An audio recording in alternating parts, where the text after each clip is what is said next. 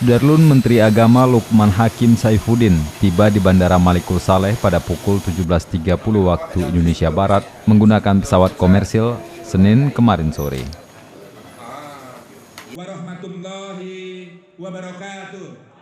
Menteri Agama yang disambut sejumlah muspida dan muspika Kota Lok Sumawe dan Aceh Utara menuju ke Islamic Center untuk memberi ceramah singkat.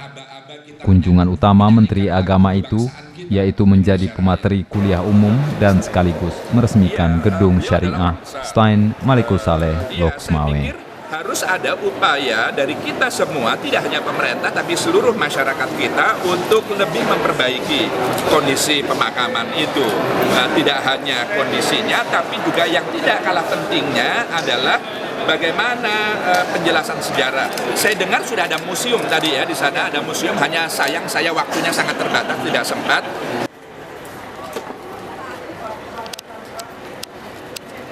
Dari Lok Sumawe, Zaki Mubarak, Serambi On TV.